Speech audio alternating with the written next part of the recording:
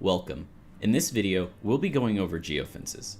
Our definition of geofence is an area on the map that is important for users' tracking purposes and requires special attention. Let's start by heading over to the geofence tab. At the top, we can see two different list selections. We're going to go over the geofence list and come back to the groups list a little bit later in this tutorial. You'll notice we have a few geofences set up here, but we're going to get right into it on this tab. Let's go ahead and start the process of creating a geofence by clicking on the New button. This settings area is referred to as the geofence's properties dialog. Let's go ahead and label this geofence by typing in the name text box. I'm going to name mine Exxon Station 221. Now, let's select the color and font size we want our name to be.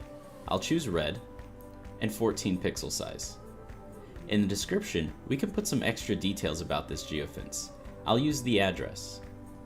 Now select the type of geofence it is, whether it's polygon, which covers an area based on the points you click, line, allowing you to cover roads easily by clicking along a path and making the line thick enough to cover the road, or circle, which allows the creation of a geofence by selecting a point and building the geofence based on a radius input.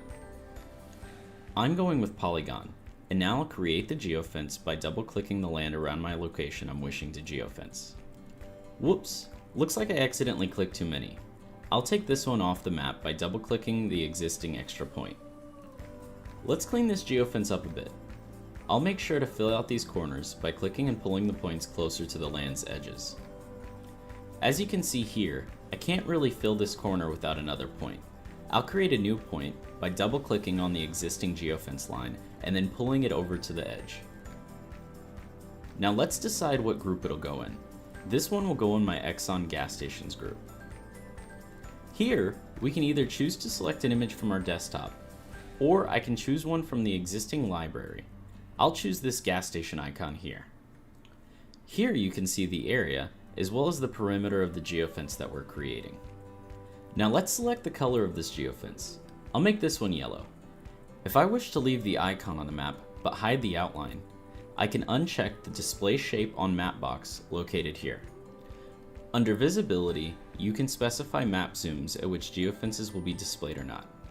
Different map types, such as Google Maps or Bing Maps, can have different graduations of map scales. However, all possible values fall into a range of 1 to 19. 1 is the most detailed scale. By choosing it, you will see small streets and houses. 19 is the largest scale, and by choosing it, you will see an overview of the whole world. If a geofence is a city, it makes sense to see it on larger scales, such as 8 to 14. Whereas if it's a building, it's more logical to see it on more detailed scales. My geofence is a parking lot, thus I choose the visibility level from 1 to 8. Lastly, you can choose to cancel, clear the information you've put in, or save the geofence you've created. Let's go ahead and save. Awesome, we've created a geofence. Now let's see what this information looks like completed. To the left of the geofence name, we can see the visibility checkbox. This box decides whether or not the geofence appears on the map. It should be noted that the geofence's visibility does not affect its existence in notifications or reports. If we hover over the name of the geofence, we can see all the details of it in the tooltip box below. To the right of the geofence, we can see a number under the vehicle icon. This number represents the quantity of units within that geofence. And if a geofence has certain settings we'd like to carry over to a new one we're creating, we can choose to copy an existing geofence and remake it with a new location by clicking on the copy button. Let's return to the top of the work area, and now we're going to look at the groups list. I won't be going over the functions that are the same as this one, just the things that are different. Let's go ahead and create a new geofence group by selecting on the New button. Now let's decide a name for our group, such as hardware suppliers. And if we want, we can describe this group in more detail in the description. Next, we'll need to add some units to our group. But before we can get started, we can make this process easier by sorting out the existing geofences. So in this box, I'll select items outside groups.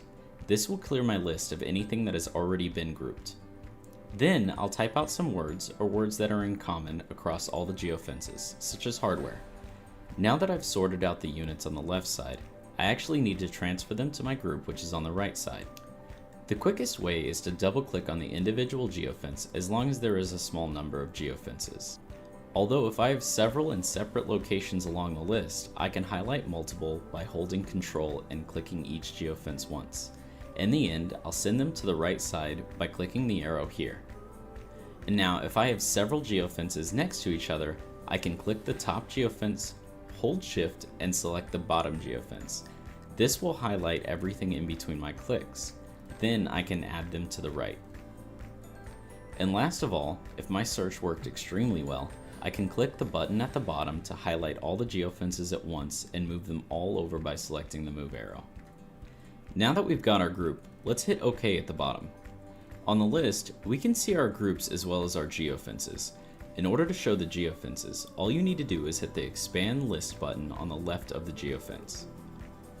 To the right of the geofence group name, there is a number in parentheses. This number indicates the number of geofences within the group. Congratulations, and thank you for completing our tutorial on the geofence tab. I hope by now you feel a little more at ease when operating through our platform. To further extend your knowledge of our platform, check out our other video tutorials. I'll see you next time.